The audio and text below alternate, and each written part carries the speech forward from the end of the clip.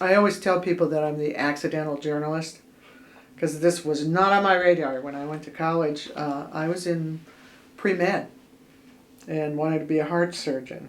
So that didn't work out because after about 2 years I realized I didn't want to go to school for another 15 years. So then I didn't know what I wanted to do. I was on my way through Moscow, on my way to Seattle to visit some friends here, and ran out of money. A perpetual problem in those days, and I got a job at this little newspaper here, and I didn't go away for about 17 years. Then I started thinking I should finish my degree. I hadn't finished even my undergrad degree, so I went back class by class, took some classes here at University of Idaho, and finally got a degree in journalism. And then I got an opportunity to actually go into the newsroom and discovered that was home. That's what happened. Accidental journalist, right? Accidental or not, Professor Rishling has spent 16 years teaching at the University of Idaho. This year, Professor Rishling is retiring to devote more time to her other projects. You know, because it's a milestone when you retire. Even though I don't feel like I'm just moving on to the next step. I'll miss the students. I'll not miss the grading. I'll miss my colleagues. They've been great. They've put up with me for a long time. I'm pretty passionate about teaching students and good journalism, so I want them to succeed. Coming into this class, I had heard a lot about Vicki. And I knew she was tough, and I got that a little bit with Julie, and I was like, okay.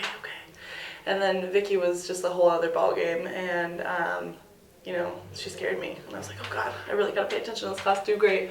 Yeah, and I'm not afraid to use the F word in class because I think it's, why not be realistic for students? And most students can handle that. I mean, you guys weren't born yesterday.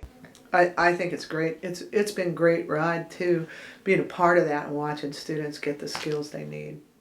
She's not scary. She's actually wonderful, and I'm very bummed that I'm not going to get to take more classes with her, and I think she's going to be severely missed, and whoever fills her role here at the University of Idaho has extremely big shoes to fill, and I think I know personally I was very lucky to get to have her before she left.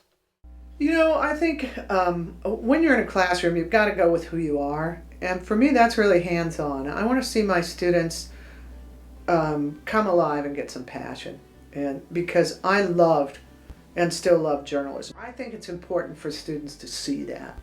Not only get hands-on help from someone who's been there and done it, but I think also to have some passion. You guys are growing up in an environment that sometimes doesn't allow you to be as curious as you could be. When you have your nose stuck in a texting mode all day long and doing Facebook every day, day in and day out, it doesn't leave a lot of time to explore the world.